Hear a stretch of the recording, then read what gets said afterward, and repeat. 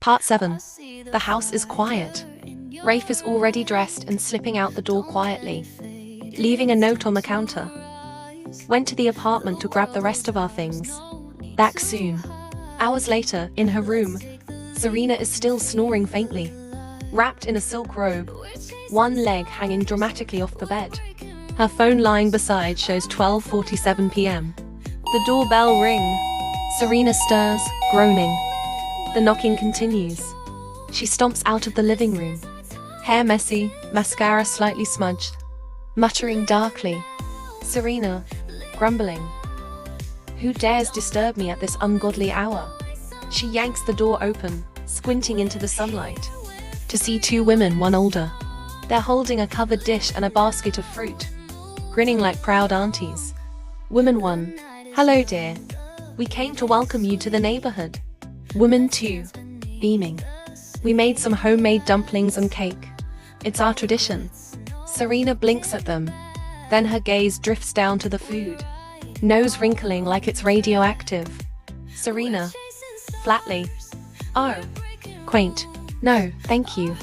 I don't eat these things. The auntie's smiles falter slightly. Serena, oblivious, fluffs her hair and goes to close the door, when suddenly woman 1 grabs her hair and yanks her back. Serena screeching. What?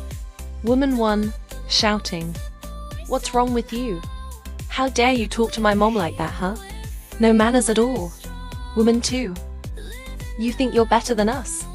Little brat. The three of them are now in a full-blown tug of war. Serena shrieking as she tries to kick her off. The old woman scolding her with a stick like she's a misbehaving toddler. Serena, furious. Let go of me, you witches.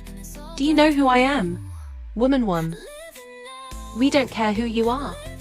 Learn how to speak to your elders. Minutes later, Rafe arrives carrying the boxes. The door opens again as Rafe, holding a box with his hand.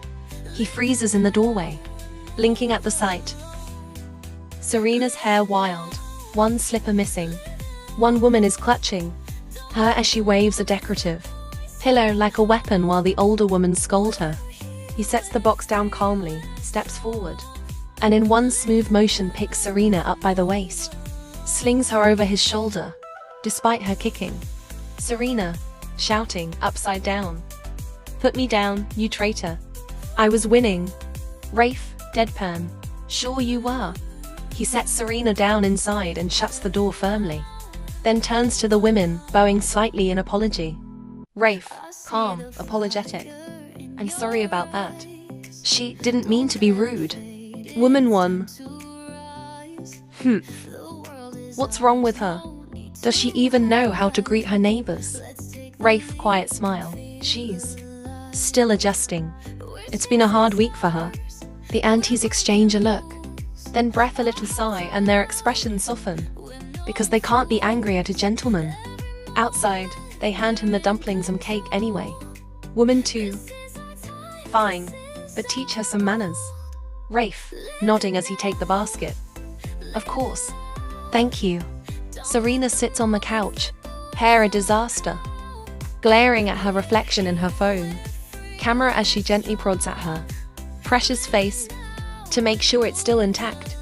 Serena, to herself. Monsters. Touching my hair. Who even does that? If I get wrinkles from this, I will teach. From the door, Rafe's voice drifts over. Rafe, don't worry. You won't. Serena freezes, then shouts back indignantly. Serena, shut up. Late morning backyard.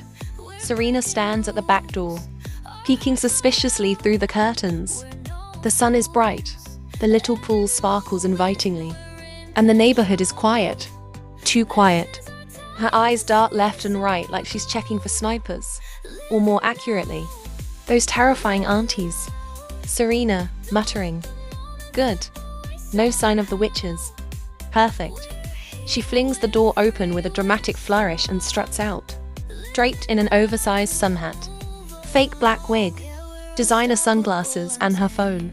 A tiny designer handbag swings as she sinks into a lounge chair like she's on the French Riviera. Serena, shouting inside.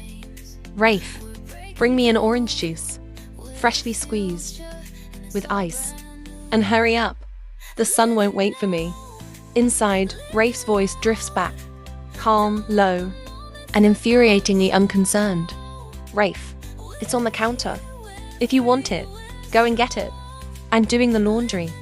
Serena sits up, scandalized, and shouts back, Serena, excuse me? What kind of husband lets his wife fetch her own juice? What are you even good for? There's no reply, just the faint sound of the washing machine humming. Serena huffs, muttering to herself as she stretches out again. She pulls out her phone and starts snapping selfies, adjusting the wig just so, holding the bag up like it's a trophy, sticking her legs out at odd angles to look effortlessly chic. Serena, thinking, smug, I can't sit here waiting for those stupid rumors on my main account to die down. No way. Time to start a fresh account, snag some brand deals, and make my own money. I don't need daddy's cash or Rafe's pitiful little housewife routine. This is my revenge, one flawless post at a time. She keeps posing, snapping pictures furiously, the wig slipping a little in the back. She tucks it back in place without missing a beat. Serena, to herself, muttering, he thinks he can break me. They all think they can break me. Pathetic. I was born to win.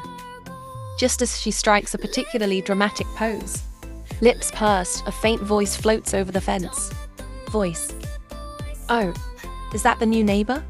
Serena freezes. Her head whips toward the sound. The unmistakable cackle of one of the aunties follows. She gasps, snatches her bag, and scrambles off the lounge chair, nearly tripping over her own wrap as she bolts inside. Serena, yelling, panicked. No, oh my god, are they following me now? She dives through the sliding door, slams it shut behind her, and crash on the floor. Her things are scattered everywhere, while they catch her breath. Inside, Rafe glances up from folding laundry with an utterly deadpan expression, watching her panting dramatically on the floor. Rafe, calmly, did something happen? Why are you running? Serena glares at him and snaps back indignantly. Serena, this is your fault. She stomps to her room, muttering under her breath about witches, peasants, and how she needs to plan her next move, while Rafe shakes his head faintly and goes back to his folding. Midnight, Serena's room. The house is quiet. Moonlight streams through the curtains. Upstairs, Rafe's bedroom door is closed, and all seems still. But downstairs, Serena sits cross-legged on the floor in a complete black outfit, a piece of paper and her phone spread out before her like she's planning to overthrow a government. Scribbling furiously with a glitter pen, Serena, whispering, Step 1. Humiliate him publicly. Step 2. Plant evidence of his secret affair. Step 3. Cry dramatically in front of the neighbors. Step 4. Something with rats? Yes, rats. Symbolic and effective. She giggles softly to herself, tapping her pen to her chin. Serena, smug. Who's the mastermind now? Then she grabs her phone and starts practicing her tearful victim selfie faces, sniffling dramatically into the camera. Serena, fake crying into phone. How could he betray me after I gave up everything? Serena peek inside. Rafe is asleep as she makes a beeline for his wardrobe. She opens it. Rows of perfectly pressed black, grey, and navy suits line the rack like a funeral procession. Serena, scoffing, whispering, What is this? A morgue? Not for long. Then she starts shoving his black suits to one side. Then spray a thing she found in the kitchen. Then she digs out a roll of rhinestones and starts sticking them all over the suit. She giggles softly to herself, completely immersed in her work. Serena, muttering, Tomorrow you'll look like a bedazzled flamingo, and the neighbors will never respect you again. Genius. She grabs a pair of his polished shoes, ready to fill them with glitter, when, voice, low, calm, from behind. I don't think you should use that color. Serena. That's the point, this. Then she freezes. The shoes drop from her hands, bouncing on the carpet. Slowly, she turns around. There he is. Rafe, sitting on the bed, hands under his chin, and wearing his usual calm, unreadable expression. His hair is slightly tousled, eyes glinting faintly in the dark. He'd been sitting there the whole time, just watching. Serena, I was just inspecting the quality of your awful wardrobe for rats. Yes, rats. Rafe's brow arches ever so slightly as his gaze drops to the neon suit. She hung up and the trail of rhinestones in her hand. Then his lips twitch faintly, but he doesn't smile, just watches her quietly for an uncomfortably long second. Rafe, calmly, do you always sabotage people while wearing sneakers that light up? Serena looks down. Her sneakers blink cheerfully in the silence. Her cheeks flush red, but she tosses her hair and glares anyway. Serena, maybe. What's it to you? Rafe steps closer, takes the black suit jacket from the hanger, and holds it up, turning it over once before setting it gently back where she placed it. Then he meets her eyes and says softly, with the faintest, most infuriating trace of amusement, Rafe, if you're going to try to ruin me, at least make it believable. Before she can answer, he turns and walks out, leaving her standing there, cheeks hot, rhinestones falling from her hands, her sneakers blinking pathetically in the dark. Serena, to herself, hissing, how dare he? Tomorrow, he's going down.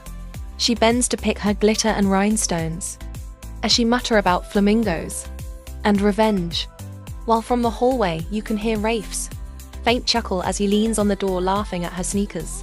Late morning, Serena lounges on a yoga mat in designer activewear, scrolling through her phone while pretending to stretch. She's got ankle weights on, but hasn't actually moved in 20 minutes. Rafe knocks, then enters, holding his tablet, and speaks softly. Serena doesn't even look up. Rafe, calmly, I was thinking about the honeymoon or a vacation. I booked a few options. Somewhere quiet. You could relax alone. At that, Serena finally looks up, narrowing her eyes at him. Serena, snorting. Honeymoon? Vacation to where? Please. You'd probably book some cheap countryside inn with no Wi-Fi and a shared bathroom. No thanks. Rafe doesn't react, just scrolls something on his tablet and murmurs without looking up. Rafe, noted. Serena scoffs and flips her hair, muttering louder as she resumes stretching dramatically. Serena, honeymoon, he says. In what? A tent? In the middle of nowhere? With rats and mosquitoes for company? How romantic. Later, Serena now does a few token squats while sipping sparkling water, glaring at the salad she took from the fridge like it personally offended her. Rafe enters quietly with a plate of warm food, rice, grilled chicken, and a little side of fruit, and sets it near her on the counter. Rafe, gently, you can insult me all you want, Serena, but don't go hungry. Serena stands up looking at him. She stares at the plate, then at him, then quickly looks away and scoffs. Serena, I don't eat peasant food. Thanks for proving my point. Rafe doesn't say anything, just walks toward the door. Halfway out, he sets down a small box containing her favorite macarons from the expensive bakery downtown, before leaving without another word. Serena glances at the box, then quickly away, continuing her squats as if nothing happened. But she mutters just loud enough for herself to hear. Serena grumbling. Stupid. Spy acting all calm. Who even remembers my favorite flavors? She does 2 more squats before walking forward to take a bite. I'm just checking if it's fake. Then another bite.